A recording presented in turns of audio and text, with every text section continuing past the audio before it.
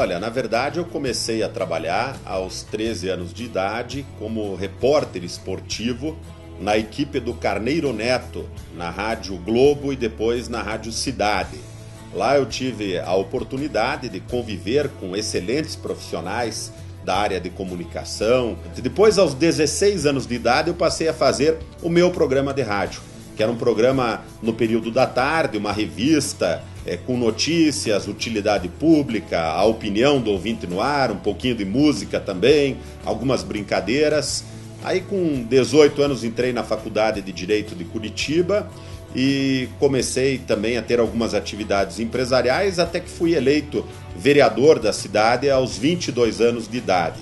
E desde então tenho dedicado a minha carreira à vida pública, a atender às demandas da sociedade, no melhor sentido aristotélico, realizando a política como uma arte do bem comum.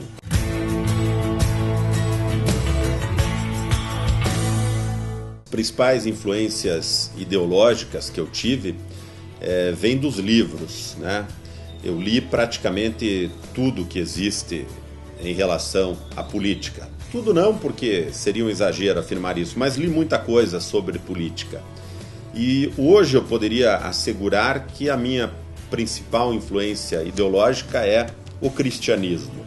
Eu não tenho aprisionamento radical a nenhuma doutrina de esquerda ou de direita. Eu não sou um capitalista ferrenho, também não me considero nem de longe um defensor do socialismo. Eu tenho uma influência forte do cristianismo. Eu acho que a política ela só é válida no momento em que o homem público tiver a capacidade de se relacionar com as pessoas, como ele também sendo uma alma humana, compreendendo os problemas, as dificuldades, ajudando a buscar soluções e colocando em prática aquilo de melhor que nos foi ensinado por Cristo, que é o respeito ao próximo, a solidariedade, o amor incondicional às pessoas.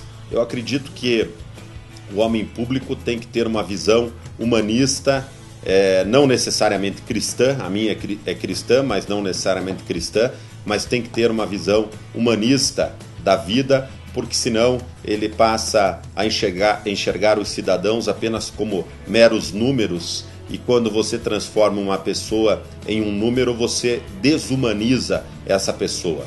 E a visão de que quando você está tratando com alguém, você é uma alma humana dialogando com outra alma humana, é uma visão que não se pode perder no meio do caminho da vida política, porque se isso acontecer, você se torna um burocrata, se torna uma pessoa que não trabalha pelo bem comum e que não leva tão a sério aquilo que é prioritário para as pessoas, que é ter acesso à saúde de qualidade, é poder educar os seus filhos em uma boa escola, é poder ter direito a lazer nos finais de semana, enfim, ter uma vida minimamente digna e minimamente confortável.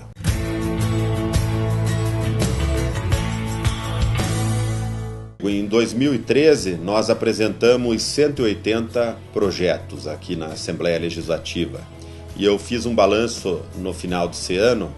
Destes 180 projetos que eu apresentei, 45 são projetos de lei, alguns que já se tornaram leis estaduais, como por exemplo o de conscientização sobre a síndrome de Down, e também o projeto que garante acompanhantes para as gestantes durante o período em que elas estão na maternidade para ganhar o seu bebê.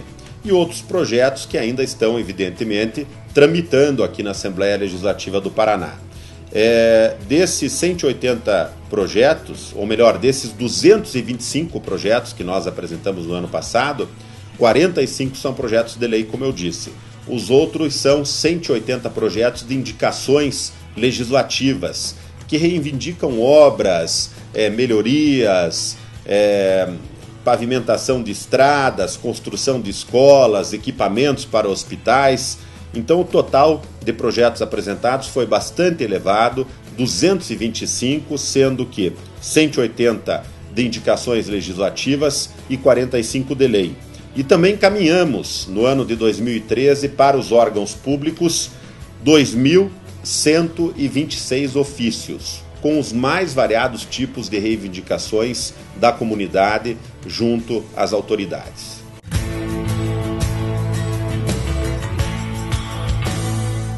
A saúde tem sido a prioridade da minha vida pública, né? Eu comecei a trabalhar com saúde muito cedo, em primeiro lugar acompanhando a minha avó, Dona Maria Cândida Fanquim Abrão, que era presidente do Instituto Paranaense de Cegos, e a minha outra avó, Dona Estela Surugi Leprevô, que foi da Rede Feminina de Combate ao Câncer, e eu me recordo que ainda muito criança eu via elas fazendo um trabalho muito sério com entidades que procuravam melhorar a vida de pessoas menos favorecidas e também entidades de saúde. E eu acabei aos 24 anos de idade sendo convidado para ser dos amigos do Hospital de Clínicas. Acabei me tornando presidente da Associação dos Amigos do HC, onde trabalhei voluntariamente pelo Hospital de Clínicas da Universidade Federal do Paraná. O Hospital de Clínicas é um centro de excelência na formação de profissionais da área médica, e lá dentro do HC eu pude ver as dificuldades das pessoas mais sofridas em relação à área de saúde. Por isso, resolvi dedicar a minha vida pública prioritariamente à saúde, presidi aqui na Assembleia Legislativa a Comissão de Saúde, atualmente sou líder da Frente Estadual de Saúde e Cidadania. Conseguimos aprovar agora, no final do ano, 8 milhões em emendas individuais e coletivas para equipar os hospitais do Paraná. Tenho sido uma voz que cobra do Ministério da Saúde, da Secretaria da Saúde do Estado, dos municípios, aquilo que é necessário para oferecer condições mais dignas para que a população tenha acesso a medicamentos, a bons hospitais, a equipamentos, e tenho legislado, tenho feito leis importantes também na área de saúde. Eu destacaria algumas que eu considero muito importantes. Mencionei há pouco a lei que garante a todas as grávidas, a todas as gestantes do Paraná, acompanhamento durante o internamento hospitalar. Também é de nossa autoria a lei que garante aos idosos do Paraná o direito ao acompanhamento.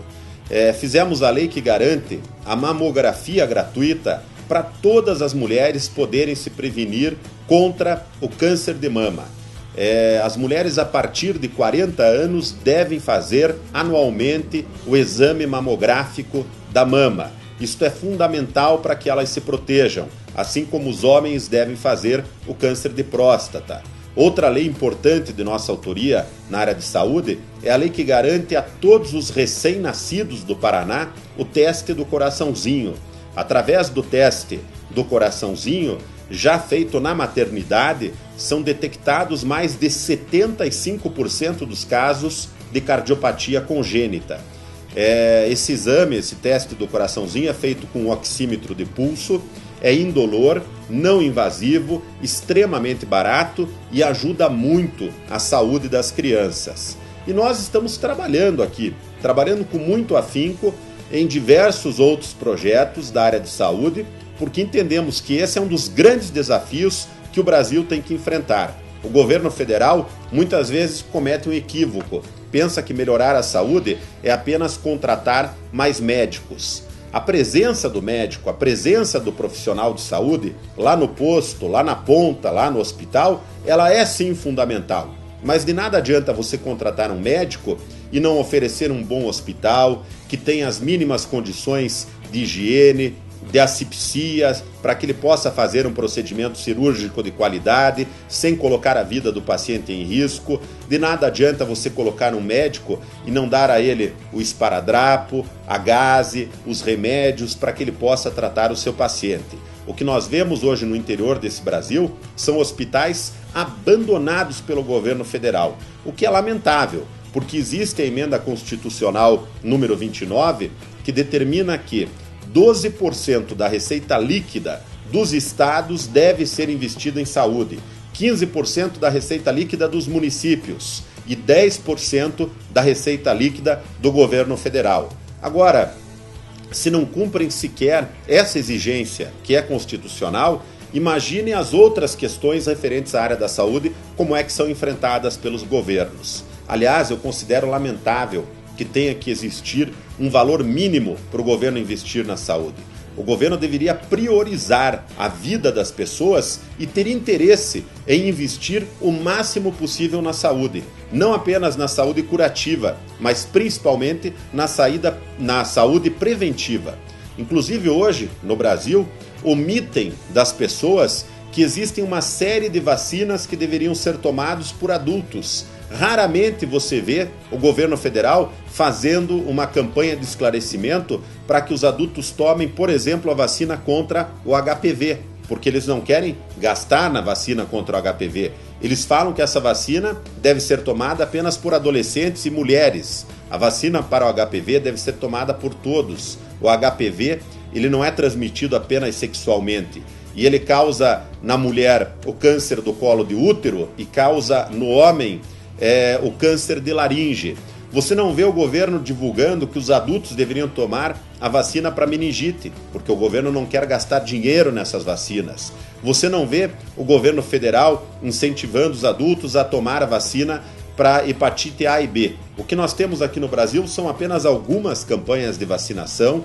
Há um trabalho muito fraco de saúde preventiva e houve no ano passado uma falha seríssima do Ministério da Saúde em relação à vacinação contra a gripe H1N1. Não adianta vir tocar nesse assunto só quando o inverno chegar. É preciso que desde já a Secretaria Estadual de Saúde documente um pleito de vacinação mais ampla no estado do Paraná contra a gripe H1N1. E é importante desmascarar as autoridades nacionais de saúde diante da população para que as pessoas saibam que com 3 vacinas elas podem ser imunizadas em relação a 29 doenças. Só que essas vacinas não são proporcionadas pelo SUS, porque o governo federal se nega a cumprir os 10% que lhe é de dever, que é gastar na saúde. É um dever do governo federal, é uma obrigação, está na Constituição, mas eles não gastam, e quando gastam, gastam mal, se preocupando muito mais em contratar médicos do exterior